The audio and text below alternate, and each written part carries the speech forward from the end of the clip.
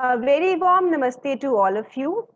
As we are celebrating World Glaucoma Week starting from 7th March this year, it is very important for us to let our patients know how we can prevent glaucoma, what is glaucoma, and how we can take care of our eyes if we are suffering from glaucoma.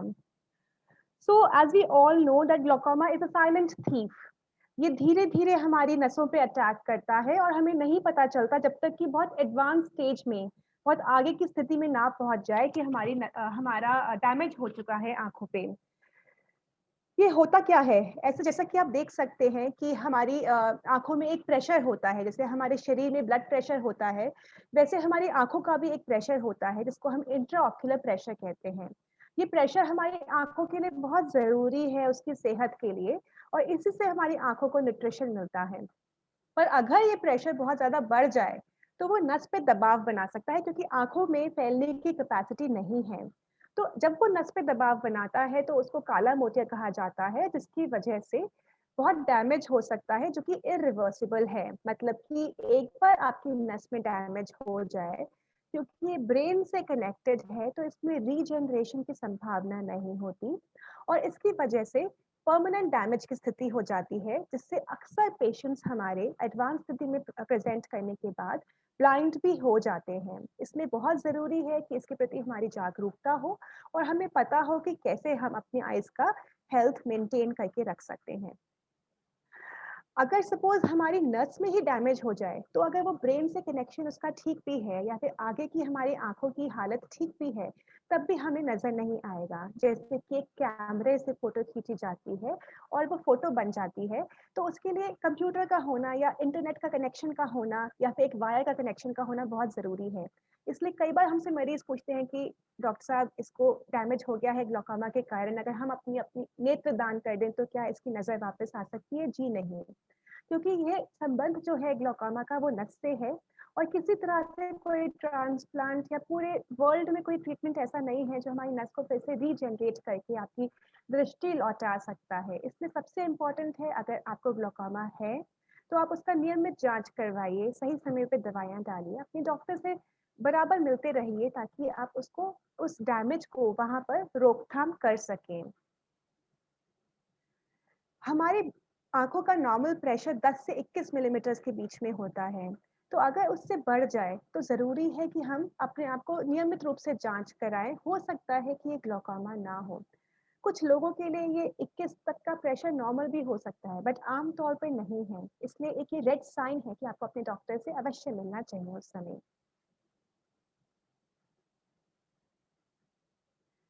तो आप जैसा देख सकते हैं कि अगर हमारी आँखों में जो फ्लूइड है, जिसको हम एक्वस ह्यूमर कहते हैं, वो हमारी आँखों की न्यूट्रिशन के लिए बहुत ज़रूरी है। इसी से हमारी पुतली को, लेंस को, रेटिना को न्यूट्रिशन मिलता है। पर अगर ये जो वापस जाने का इसका रास्ता है, जो कि आगे की तरफ होता है, हमारी पुतली और आइरिस के बीच में वो वापस जाने का रास्ता है, उसमें किसी तरह का भी रुकाव पैदा हो जाए, जो कि समय के साथ हो सकता है या हमें पैदाइशी दिक्कत भी हो सकती है। कई बार बच्चों में भी काला मोतिया की बीमारी देखी जाती है। उस केस में ये डैमेज हो सकता है। जैसे कि अगर हम सोचें कि एक वॉश बेसिन है, उसमें पानी भर रहा है, पानी का निकलने का रास्ता है नाली के थ्रू।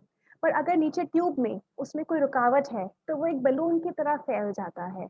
उसी तरह की स्थिति हम लगा सकते हैं कि हमारी आँखों के साथ होती है कि अगर निकलने का चैनल जो है, उस पानी के एक्वस ह्यूमर के, जो बहुत इम्पोर्टेंट है हमारी आइज़ के लिए, उसका निकलने का चैनल किसी तरह से रुक जाए या उसमें रेजिस्टेंस बढ़ जाए, मतलब सपोज जाली के अंदर उसमें जो छिद्र है उसके अंदर कुछ डस्ट मिट्टी फंस जाए, तो आप सोच सकते हैं कि वो पानी का बहाव तेज हो जाएगा, दबाव तेज हो जाएगा और वो हमें नुकसान पहुंचा सकता है। यही ग्लूकोमा है, जिसके लिए हम इंट्राऑक्यूलर प्रेशर की मेजरमेंट करते हैं रिपीटेड। तो वो हमारा नॉर्मल होना चाहिए। अगर एक आप ग्लूकोमा मरीज हैं तो आपके लिए 21 नहीं 18 से भी कम प्रेशर होना चाहिए, ताकि जो आपकी ऑलरेडी डैमेज्ड ऑप्टिक नर्व है वो और डैमेज ना हो। तो हमें नियमित रूप से जांच करवाना उस केस में बहुत ज्यादा आवश्यक है।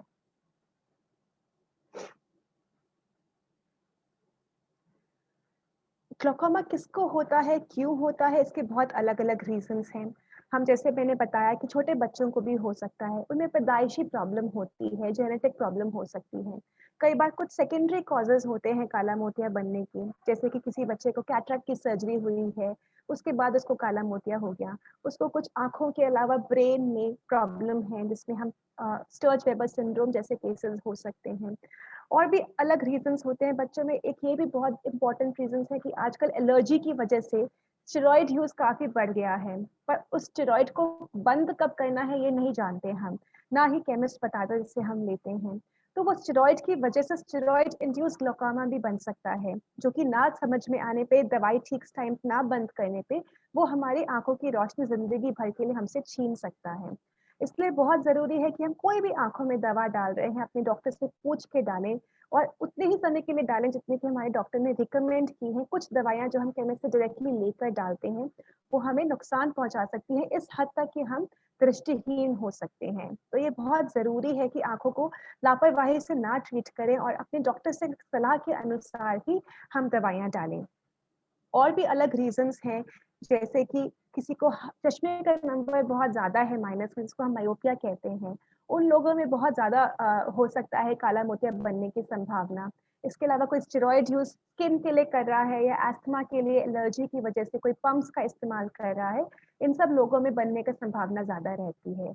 अधिकतर लोगों में तो कोई सिम्पटम्स नहीं होते हैं काला मोतिया के। ये एकदम साइलेंट थीफ कहा जाता है कि अचानक से हमें पता ही नहीं चला कि हमारी दृष्टि कब पता चल गई। वैसे भी हमारी दोनों आँखों का जो दृष्टि का स्फीयर होता है वो ओवरलैप करता है। तो अगर एक आँख हमारी कमज़ोर भी पड़ रही है, दूसरी आँख उसको ढक लेती है तो हमें समझ में नहीं आता। इसीलिए ये भी ज़रूरी है कि हम एक आँख बंद कर के बीच-बीच में देखते रहें कि हमारी दोनों आँखों से हमें ठीक दिख रहा है कि नहीं, दूर का, पास का। दूसरी एक चीज़ ये है कि ग्लूकोमा में सामने की नज़र बिल्कुल ठीक बनी रहती है, पर जो साइड की नज़र है, वो धीरे-धीरे ऐसे रुकना स्टार्ट हो जाती है। तो मरीज़ को पता ही नहीं चल पाता कि मेरा साइड की नज़र नहीं है, वो सिर घुमाता है तो उसको बिल्कुल ठीक नज़र आएगा। तो ये 2 चीज़ें हैं जिसकी वजह से ग्लूकोमा बहुत लेट डायग्नोज़ का होता है, जो बहुत एक चिंता का विषय है, जो हम चाहते हैं कि लोगों को पता चले कि रेगुलर फ़ॉलो-अप और 40 साल की उम्र के बाद हर साल एक बार दिखाना बहुत ज़रूरी है, क्योंकि हमें हो भी तो हमें सिम्पटम्स बहुत लेट पता चलते हैं। बहुत एक अवेयर इंसान को जल्दी पता चल सकता है, जिसकी फैमिली हिस्ट्री हो वो ग्लूकोमा की, उसको भी बहुत जल्दी अपने डॉक्टर से संपर्क स्थापित करना चाहिए, ताकि उसको समझ में आए कि उसको है कि नहीं। बहुत कॉमन होता है कि अगर फादर-मदर को ग्लूकोमा है या फैमिली में सिस्टर-ब्रदर को ग्लूकोमा है, तो आपको भी हो सकता है, तो उसके लिए जाँच एक नियमित बहुत ज़रूरी है। कुछ ग्लूकोमा के केसेस ऐसे होते हैं जो एक्यूट डेवलप होते हैं, अचानक से आपका प्रेशर बढ़ गया। उस केस में वो एक तरह से अच्छी स्थिति है कि हमें एटलीस्ट पता चल गया टाइम से कि हमें ग्लूकोमा है, तो आपको सिम्पटम्स आ सकते हैं कि अचानक आपकी नज़र धुंधली हो गई, आँखों में पेन है, हेडेक है, वॉमिटिंग है। अगर आप सफ़ेद रंग की लाइट में देखेंगे तो आपको इंद्रधनुष के रंग दिखाई दे सकते हैं उस केस में, लाली वगैरह आ सकती है, तो ऐसे सिचुएशन में तो आपको ज़रूर ही अपनी ग्लूकोमा स्पेशलिस्ट से मिलना चाहिए।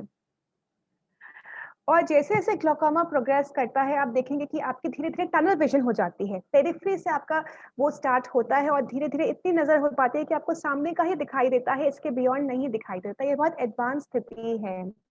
कई बार बीच-बीच में भी धब्बे आ सकते हैं नज़र के बीच में, जिसको स्कोटोमास हम कहते हैं। तो ये बहुत ज़रूरी है कि अगर हमें ग्लूकोमा है, तो बहुत रेगुलर फ़ॉलो-अप्स की ज़रूरत चाहिए। 3 महीना, 6 महीना according to the advice by our doctor कि हमें कितनी जल्दी-जल्दी हमें फ़ॉलो-अप चाहिए, उसके अनुसार हमें उनकी एडवाइस ज़रूर फ़ॉलो करनी चाहिए।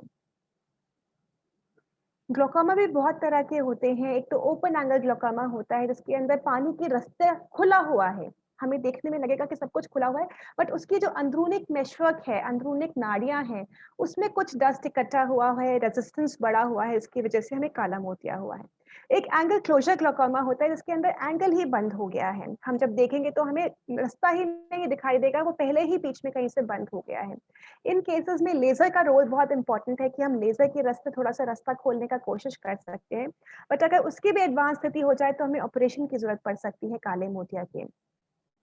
काले मोतिया का ऑपरेशन भी अपने आप में बड़ा ऑपरेशन है और हम बहुत सोच समझ के करना चाहते हैं, तब तक दवाइयों से हम उसको कंट्रोल कर सकते हैं, तो तब तक दवाइयाँ ही डालेंगे। ऑपरेशन की स्थिति जब डॉक्टर जैसे आपको बताए वैसे आप ऑपरेशन का ज़रूरत पड़े तो ज़रूर करवाइए। तो ये हम टोनोमेट्री के ज़रिए हम प्रेशर की जाँच कर सकते हैं, आपका एंगल देख सकते हैं। कॉर्निया के कुछ टेस्ट होते हैं, आपकी विजुअल फील्ड कितनी सिकुड़ गई है या बिल्कुल ठीक है, उसके लिए पेरीमेट्री का टेस्ट होता है। तो विभिन्न प्रकार के टेस्ट होते हैं जो आपको डॉक्टर सलाह देता है, उसके अकॉर्डिंग आपको समय-समय पे करवाने पड़ सकते हैं।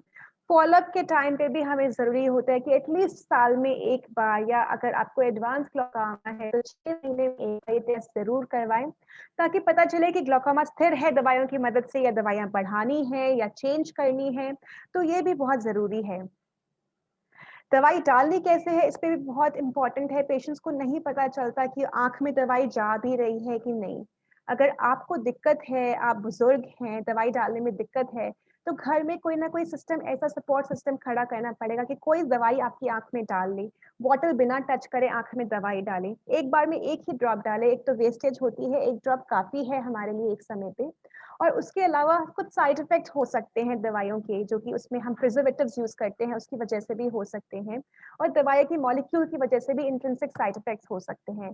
तो आँखों में एलर्जी, त्वचा में आँखों की आस-पास की त्वचा में एलर्जी होना बहुत कॉमन है, जिसके लिए हमें एक बार में एक ही दवाई यूज़ करनी चाहिए। इसके अलावा लेज़र सर्जरी, एंगल क्लोजर में हम लेज़र अरेडोटमी करते हैं और एक नया तरह का लेज़र है जो ट्रेबेकुलरप्लास्टी जिसको हम कहते हैं, जो ओपन एंगल ग्लूकोमास में हम सर्जरी से पहले ट्राई कर सकते हैं। तो ये अलग तरह के जो प्रोसीजर्स हैं, ये आपके डॉक्टर ही आपको एडवाइस करेंगे कि आपके लिए क्या ज़रूरी है और क्या अच्छा रहेगा। और अगर कुछ भी राहत दवाइयों से या लेज़र से नहीं आ पाती, तो सर्जरी ही आपके लिए विकल्प बनता है। आपका डॉक्टर आपको एडवाइस करे तो ज़रूर करवाइए। इससे आपका प्रेशर में रोकथाम हो जाती है, वो बढ़ने की बजाय एक जगह पे स्थिर हो जाता है। पर ये जानना भी ज़रूरी है कि सर्जरी के से या लेज़र से या दवाइयों से जो आपकी नज़र जा चुकी है, वो वापस नहीं आएगी। नज़र तो वहीं पे रुकी रहेगी। पर आगे नज़र ना गिरे, आगे आप दृष्टिहीनता की तरफ प्रोग्रेस ना करें, इसके लिए ज़रूरी है कि टाइम से प्रेशर का रोकथाम कर लें। ये मत सोचिए कि हमने सर्जरी करवाई पर कोई फ़ायदा नहीं हुआ। फ़ायदा ये हुआ है कि अब आपकी नज़र एटलीस्ट आगे नहीं बढ़ेगी, जितना थोड़ी बहुत भी आपकी अगर एम्बुलेटरी विज़न है, तो उससे आपका काम चल सकता है। तो अगर ये एक की मैसेज है आज के लिए कि अगर आप 40 वर्ष से अधिक है आपकी एज, आपको ब्लड प्रेशर या डायबिटीज़ की बीमारी है, आपको पहले से ही कभी आपने चेक कराया है, आपको पता है कि मेरा आईओपी और इंट्राऑक्यूलर प्रेशर या आँखों का प्रेशर ज़्यादा रहता है, आपने कभी स्टेरॉइड्स यूज़ किए हैं लंबे समय के लिए, आपकी परिवार में किसी को ग्लूकोमा है, आपको कभी आँखों में चोट लगी है, आपको नंबर ज़्यादा है चश्मे का, मायोपिया जिसको कहते हैं, और आपकी थिन कॉर्निया है, आपने लेसिक सर्जरी करवाई हुई है, कोई भी रिफ्रैक्टिव सर्जरी आपकी हुई है जिसकी वजह से कॉर्निया आप थिन बन गया है, तो ऐसे केस में आप हाई रिस्क ऑफ ग्लूकोमा है और आपको ज़रूर अपने नेत्र विशेषज्ञ के साथ संपर्क साधना चाहिए ऐसे सिचुएशन में। तो बेसिकली आपका प्रेशर बढ़ता है, प्रेशर से ऑप्टिक नर्व में डैमेज होता है, जिसकी वजह से आपकी विजुअल फील्ड्स में डैमेज हो सकता है और आपका नज़र कमज़ोर हो सकता है। तो नज़र को रोकना बहुत ज़रूरी है और मैं हाथ हाथ जोड़ के कहती हूँ अगर आप ऐसे किसी व्यक्ति को जानते हैं जिसको काला मोतिया हो सकता है, जिसके परिवार में है या आप जानते हैं कि उसको नज़र धीरे-धीरे कम हो जा रही है, तो आपका ये कर्तव्य बनता है कि आप ज़रूर उसको लेकर ऐसे व्यक्ति को अपने किसी भी नेत्र विशेषज्ञ से मिलिए, ग्लूकोमा रूल आउट करवाइए और आपके परिवार में भी अगर आपके पेरेंट्स को था या जैसे भी तो आप ज़रूर एक बार अपना चेकअप ज़रूर करवाइए। धन्यवाद।